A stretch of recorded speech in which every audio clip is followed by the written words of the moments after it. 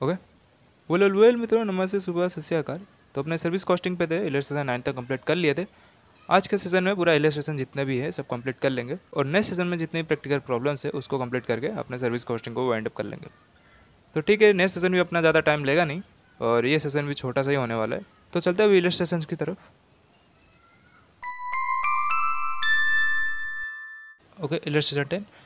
ये देखो, ये छोटा सवाल है और बहुत सारे इसमें आगे भी छोटे छोटे सवाल आने वाले हैं, तो अपने उसको फटाफट वे में जितने भी पॉइंट्स है उसको गो थ्रू कर लेंगे। ठीक है, तो ये चालू करते हैं। BSG टोल प्लाजा लिमिटेड करके एक लिमिटेड है जो 60 किलोमीटर रुके। ठीक है, BSG toll plaza limited built a 60 kilometer long highway and now operates toll plaza to collect tolls from passing vehicles using the highway. The company has estimated that a total of 12 crore vehicles, only single type of vehicle, will be using highway during the 10 years toll collection tenure.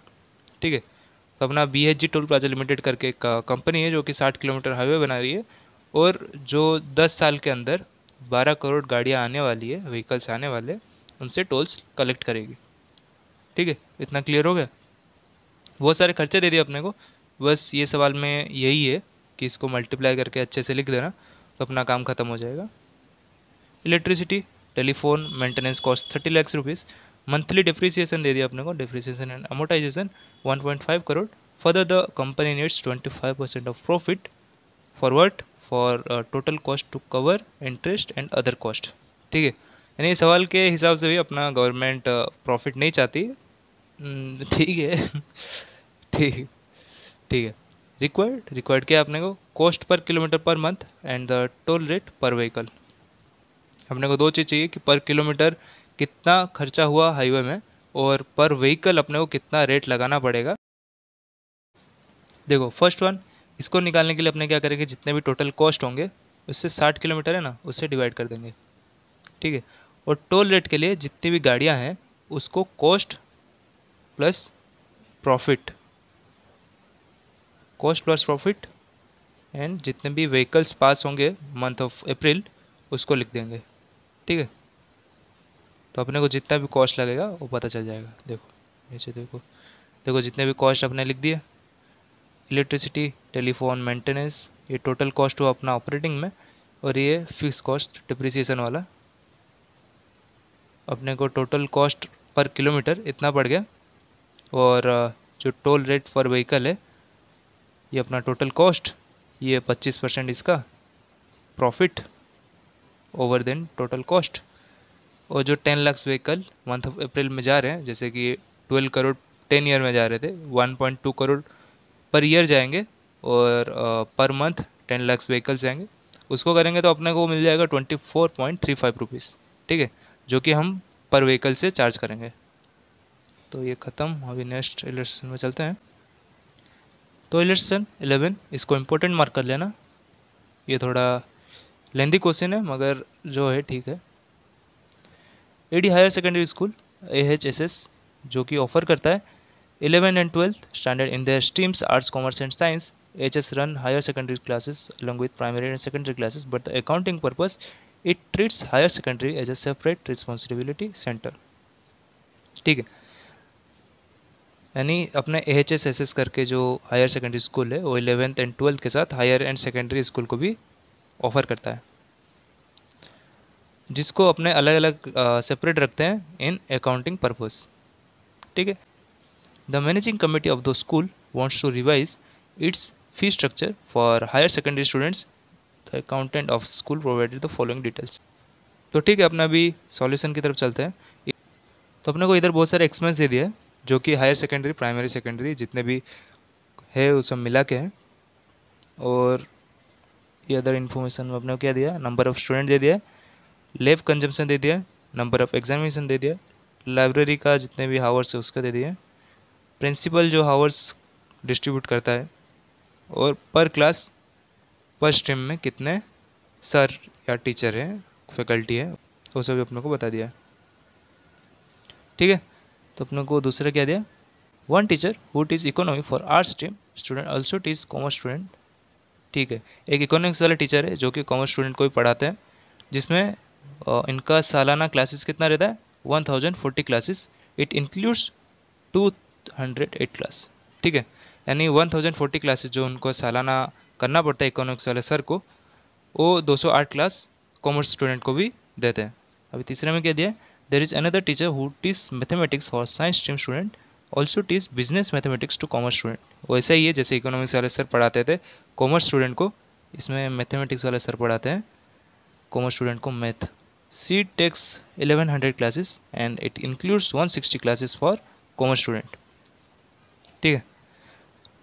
अभी next क्या है, one peon is fully dedicated for higher secondary section, other peon dedicated there 15% of higher secondary section. यानी एक peon तो पूरा higher secondary section को dedicate कर दिया गया है, मगर और जितने भी प्यून है उसका भी 15% अपने को हायर सेकेंडरी सेक्शन में कंजप्शन मिलेगा। All school student irrespective of section and age in annual function. ये पता नहीं काम का पड़ेगा कि नहीं, देखते हैं सवाल में। तो अपने को भी क्या चाहिए, cost per student per annum for all three stream if the management decide to take uniform fee 1000 per month। तो अपने को प्रॉफिटेबिलिटी भी गिनना है। If manage decide to takes 10% profit on cost, तो अपने कितना फ़ी चार्ज करेंगे, ये सब अपने को निकालना है। तो फटफट निकाल देते हैं। देखो 2 टाइम में रखते हैं क्योंकि ना बड़ा सवाल है। देखें तो जनाब, तो फर्स्ट वन अपने को पूरा कॉस्ट पर एनम की सीट बनानी पड़ेगी। कॉस्ट पर एनम में कितना अपने को खर्चा लग गया, तो पहले टीचर की सैलरी आ गई। टीचर की सैलरी कैसे, 35,000 पर मंथ, और अपने को फैकल्टी कितना चाहिए पर स्ट्रीम में ये भी दे दिया। ठीक है, इसके हिसाब से 35,000 रुपये के हिसाब से पर मंथ के हिसाब से पर एनम की अपने सीट निकाल देंगे। जैसे कि 35,000 मल्टीप्लाई 4 यानी 4 फैकल्टी चाहिए और 12 महीने के लिए, तो अपने को ये सब वैल्यू मिल जाएंगे। 63 लाख रुपये लगा पूरे इस साल में टीचर्स के ऊपर, टीचर्स की सैलरी के ऊपर। अभी देखो, एक आर्ट्स के सर थे इकोनॉमिक्स वाले जो कि कॉमर्स को सर्विस देते थे, तो उसके जितने भी पोर्शन वो सर्विस देते थे उसका अमाउंट कॉमर्स वाले स्ट्रीम में लगेगा। ये कैसे निकला है 84,000 मैं बताता हूँ। 84,000 ये साइंस वाले स्टूडेंट में, एक मैथ वाले सर थे ना जो कि बिजनेस मैथमेटिक्स पढ़ाते थे कॉमर्स सर को कॉमर्स स्ट्रीम में, तो इन दोनों का मिला के 1,45,000 दूसरे स्ट्रीम से अपने सर्विस लिए। अभी 84,000 कहाँ से मैं बता देता हूँ। देखो देखो जनाब, देखो 4,20,000 उनकी सैलरी है जो कि वो इतने क्लासेस में डिमांड करते हैं, और 208 क्लासेस में कितना डिमांड करते हैं। बस यही अपने पास इक्वेशन आता है जो साइंस स्ट्रीम में भी लगेगा। ठीक है,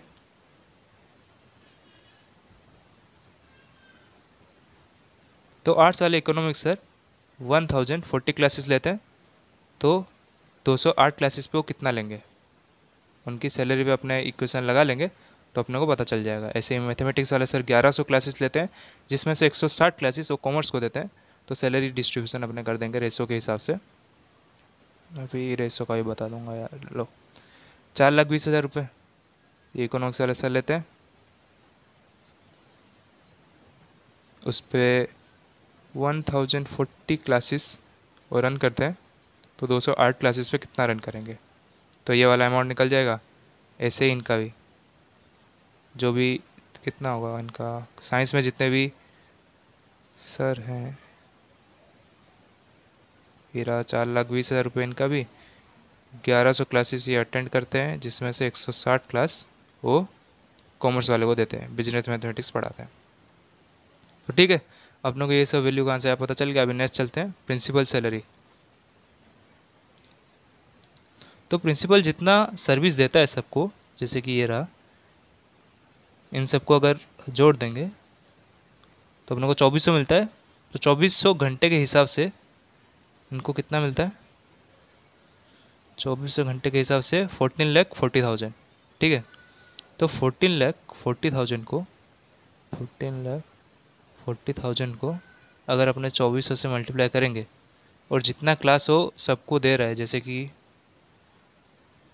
इधर देखो 208 क्लास, 208 घंटे, सॉरी 208 घंटे, तो उस हिसाब से 1,24,800 रुपीज़ निकल जाएगा। ऐसे ही सभी स्ट्रीम में अपने को निकालना है, और ये तो टोटल है। ठीक है, अभी लैब असिस्टेंट। लैब असिस्टेंट में क्या है, अपने को बस डिवाइड करना है। अपने को ये जितने भी खर्चे हो रहे हैं उनको पर हावर या पर स्टूडेंट के ऊपर डिवाइड करके लिखना है, पर हावर या पर स्टूडेंट के ऊपर डिवाइड करके बस लिखना है, उसके प्रोपोर्शन में लिखना है। इसमें कुछ ज़्यादा है नहीं, बस कैलकुलेशन ही ज़्यादा लेंदी पड़ रही है। देखो लेब असिस्टेंट में कितना है, 3,60,000। 3,60,000 को कितने घंटे चल रहे थे, 300 घंटे चल रहे थे। 3,60,000 300 घंटे मल्टीप्लाई 144, इतना ही लग रहा था ना साइंस स्टूडेंट के लिए, 144 आवर्स। तो अपना 1,72,800, तो अपना 1,72,800 इतना खर्चा पड़ जाएगा लेबर असिस्टेंट के ऊपर साइंस में। तो अपना टोटल, ये सब टोटल की लाइन है। तो नेक्स्ट सैलरी लाइब्रेरी स्टाफ, ऐसे ही इसका सैलरी लाइब्रेरी स्टाफ में भी है। देखो लाइब्रेरी के हावर्स है और उसका इनकम है, ठीक है। तो ये भी वैसे ही करना है। सैलरी ऑफ प्यून, देखो सबसे इम्पोर्टेंट यही है, ये कैसा है।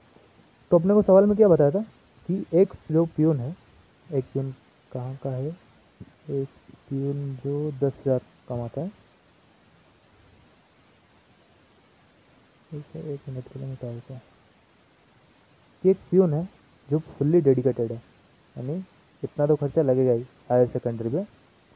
और दूसरा क्या, 15% जो बाकी के हैं, 4 थे ना, शायद 4 थे ना, हाँ 4 थे, तो 15% 3 थे, बाकी 3 बचे।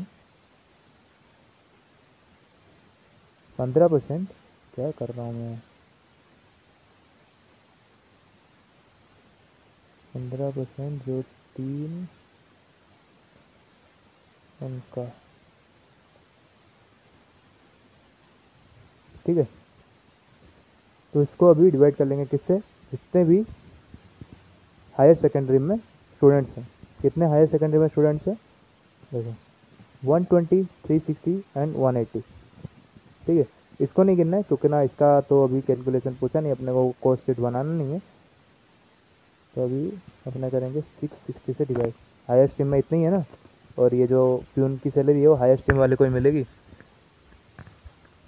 इसको डिवाइड करके जो भी अपने ये सैलरी है, जैसे कि ये कॉमर्स आर्ट स्टूडेंट के लिए ये लाइन, आर्ट स्टूडेंट में 120 मल्टीप्लाई कर देंगे तो अपने को ये मिल जाएगा। फिर 360 और 180, ये सवाल में 360 मल्टीप्लाई कर देंगे तो कॉमर्स स्टूडेंट का मिल जाएगा, और 180 मल्टीप्लाई कर देंगे तो साइंस स्टूडेंट का मिल जाएगा, ठीक है। यही एक सैलरी ऑफ प्यून्स वाला ये कॉन्सेप्ट अपने को जानना था।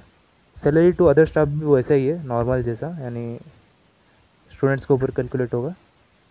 4,80,000 अपने को इसमें स्टूडेंट्स के ऊपर या हावर्स के ऊपर ही कैलकुलेट करना है, इसमें ज़्यादा कुछ रॉकेट साइंस है नहीं। देखो इसमें 4,80,000 और स्टाफ की कुछ हावर्स दिए नहीं है अदर स्टाफ की, तो अपने पूरा 1,500 बच्चे पे। देखो सैलरी अदर स्टाफ कितनी थी उनका, 4,80,000। तो 4,80,000 पे अगर 1,500 बच्चे हैं तो 120 बच्चों पे कितना, तो ये निकल जाएगा। 180 बच्चों पे कितना, तो साइंस वाला निकल जाएगा। 360 पे तो ये निकल जाएगा, ठीक है। रेड पेन यूज कर लेते हैं।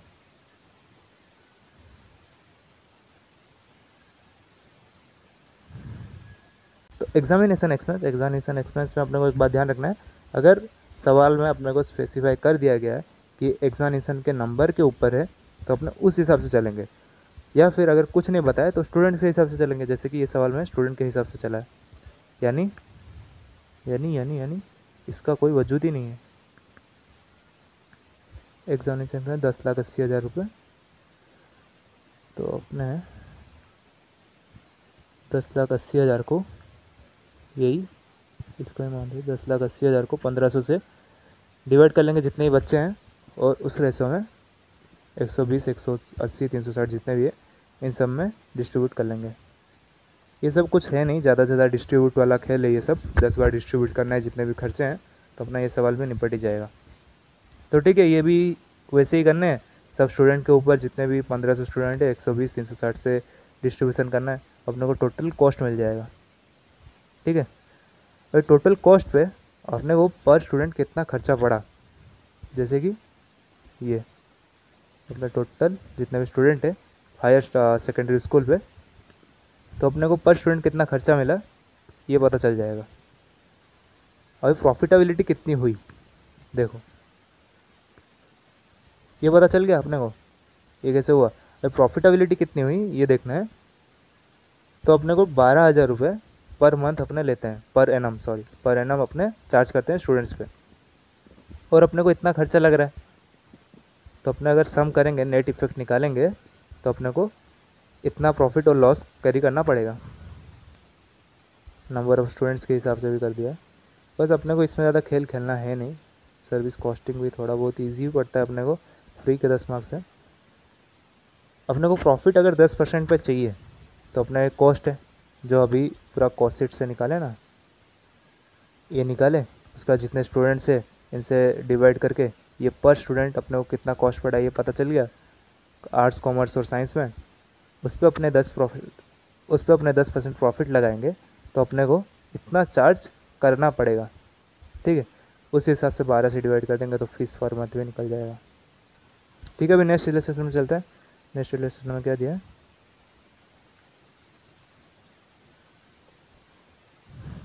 ये भी छोटा सा इलस्ट्रेशन है।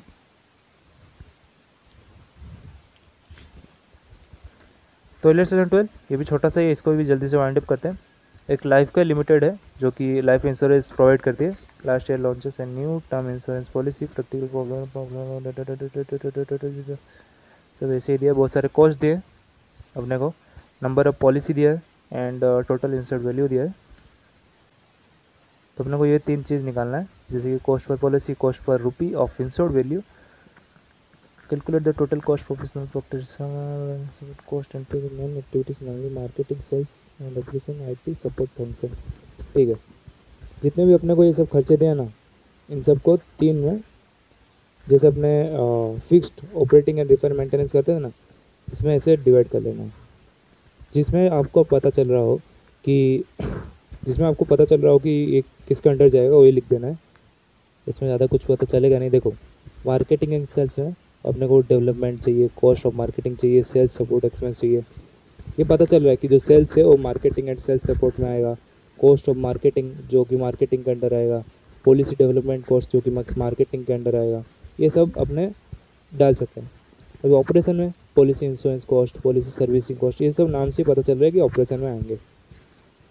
सपोर्ट कॉस्ट में जैसे कि फैसिलिटी हो गया, एम्प्लॉयज़ जो कि सपोर्ट करते हैं, ऑफिस एडमिनिस्ट्रेशन कॉस्ट जो कि सपोर्ट फंक्शंस में ही थोड़ा बहुत पता चलता है, और जो भी पता नहीं चलता आप 1-2 ऊपर नीचे करोगे तो कुछ इतना तकलीफ नहीं होगी। ठीक है, तो बस यही करना है अपने को। फिर जो टोटल कॉस्ट निकला उसको इंश्योर्ड वैल्यू और कॉस्ट पर पॉलिसी के हिसाब से लिख देना है। बस ये छोटा मोटा सवाल था, इसको क्यों टाइम दे ज़्यादा। अभी ज़्यादा बड़े बड़े सवाल आएंगे नहीं, जितने बड़े सवाल थे वो सब खत्म हो गए, मगर ये भी आने के चांसेस रखते हैं एग्जामिनेशन में। Election 13, the loan department of bank performs several functions in addition of home loan processing tasks. It estimated 25% of over cost department applicable processing home loan application the following information। ठीक है, एक home loan अपने को process करना है जिसमें कि 25% ही जितने अपने को ओवरहेड दिया है नीचे 25% चार्ज होंगे, तो उसके हिसाब से क्या होगा उसके लिए कॉस्टिंग करने के लिए बोला है। तो उनको फर्स्ट एक्सपेंस क्या है, लोन प्रोसेसर मंथली सैलरी का जो 2,40,000 रुपये लगेगा, chief loan officer salary, telephone expense, depreciation, ये सब मिला के अपने को टोटल ओवरहेड पड़ेंगे, ये सब मिला के अपने को टोटल ओवरहेड पड़ेंगे 1,81,000 का। अब अपने को कंपटीशन करना है। देखो, पहले 2,40,000 जो कि मंथली सैलरी लगेगा ही वो लिख देंगे, और जो 1,80,000 का है वो 25% करके इधर लिख देना है। ठीक है, और जितने भी एप्लीकेशन अपने पास आ रहे हैं जैसे कि 500 उससे डिवाइड कर लेंगे तो अपने को मिल जाएगा। भाई ये सब सवाल ही नहीं है, देख के चले जाने का, गो थ्रू कर लेने का एक बार। देखो ये सवाल ये थोड़ा सा इम्पोर्टेंट है और आया भी है एग्जामिनेशन में। Prepare the cost statement of Windows Thermal Power Station showing the cost electricity generate per kilowatt from the data provide. तो अपने को टोटल कितने जनरेट करने किलोवाट, 20 लाख किलो वाट। उस पर अपने को क्या खर्चा दिया है देखो, operating labour 30 lakhs, repair and maintenance 10 lakhs, lubricants 8 lakhs, front supervisor 6 lakhs, administration overhead 40 lakhs. 5 kilowatt electricity generate पर केजी इतना कंज्यूम करता है कोयला इतना कंज्यूम करता है। और अपने को डिप्रिसिएशन भी दे दिया 5%, जो भी कैपिटल कॉस्ट है। तो अपने जितने भी खर्चे हैं फिर लिख देंगे, जैसे कि plant supervisor, administration overhead, depreciation. तो अपने को टोटल फिक्स कॉस्ट इतना पड़ गया। ऑपरेटिंग लेबर जो 30 लैक्स था, lubricant 8 lakhs, 10 lakhs repair and maintenance, कोयले का खर्चा। तो कोयले का खर्चा अपने को कितना पड़ा था, अपने को 20 लैक्स किलोवाट जनरेट करना है, ठीक है। उस पर 5 किलोवाट अपने जब जनरेट करते हैं तो अपना 4.25 रुपीज़ का कोयला जाता है। तो उसका ही देखो इधर दिया, सब वर्किंग करनी पड़ती है मेरे भाई। देखो 17 लाख रुपए ऐसे निकले और 65 लाख अपने को वेरिएबल में निकलने पड़े। तो 65 लाख अपने को वेरिएबल के खर्चे पड़ गए। तो इन दोनों को मिला के 1 करोड़ 36 लाख अपने को टोटल खर्चे पड़ गए 20 लाख किलोवाट जनरेट करने में, किलोवाट यूनिट्स जनरेट करने में, ठीक है। तो बस नन्हे मुन्ने सवाल है। देखो illustration 15, last illustration of service costing. ये भी थोड़ा बड़ा, तो ये भी थोड़ा इम्पोर्टेंट है, आ सकता है। सोलर पावर लिमिटेड, ये सब आएंगे तो ज़्यादा से ज़्यादा 2-3 मार्क्स में आएंगे, ज़्यादा आएंगे नहीं है। 2-3 मार्क्स बोला, 4 मार्क्स सॉरी। ये देखो ये सवाल 4 मार्क्स में, इतने से सब सॉल्यूशन ही ख़त्म इतना है। तो अच्छा ही है ना भाई। और इसमें कुछ ज़्यादा दिमाग भी नहीं लगाना है, सिर्फ कैल्सी में जितने भी नंबर सारे कैलकुलेट करने हैं। तो इलेक्शन 15 ने क्या दिया, सोलर पावर लिमिटेड है जो power generation 1000 megawatt per day on an average it operate 85% of its installation capacity. The cost structure of the plant as is under. बहुत सारे खर्चे दे दिए अपने को। Calculate cost of generating 1 kilowatt of power. तो 1 किलोवाट कितना होता है, तो 1 किलोवाट कितना होता है, 1 megawatt is equal to 1000 kilowatt, ठीक है। तो अपने को 1000 मेगावाट ये प्लांट है, 1000 मेगावाट का ये प्लांट है। तो 1000 मेगावाट में अपना 85% एक्यूरेसी रहती है, ऐसे पूरा साल चलता है। तो पूरा साल पर एनम हम लोग 3,10,250 मेगावाट जनरेट करते हैं। तो अभी 1 किलोवाट में कितना लगेगा, एम्प्लॉय ये सब लैक्स में है, ठीक है। Solar panel, site maintenance, depreciation, ये सब मिला के अपने को इतना खर्चा पड़ जाता है, ठीक। उसके बाद इतना खर्चे पे अपने को 8840 लैक्स, इतने में अपने को इतना मेगावाट अपने को जनरेट हो जाता है। अभी पर मेगावाट कितना खर्चा पड़ा अपने को वो देखना है। तो पर मेगावाट कैसे निकलेगा, ये जो लैक्स में है इसको पहले लैक्स से मल्टीप्लाई कर देंगे, उसके बाद जो जितना भी मेगावाट जनरेट हो रहे हैं उससे डिवाइड कर देंगे, तो अपने को इतना खर्चा पड़ेगा। ये लैक्स में है ना, इसलिए लैक्स से मल्टीप्लाई करेंगे। इतना खर्चा अपने को 1 मेगावाट जनरेट करने में लगेंगे, सिर्फ 1 मेगावाट, ठीक है। और अपने को निकालना है 1 किलोवाट। तो इस खर्चे को 1000 से अगर डिवाइड कर देंगे तो अपने को 1 किलोवाट में इतना खर्चा पड़ जाएगा 2.849, ठीक है। तो इलस्ट्रेशन 15 भी ख़त्म और जितने भी अपने इलस्ट्रेशन थे वो सब वाइंड अप हो गए सर्विस कॉस्टिंग के।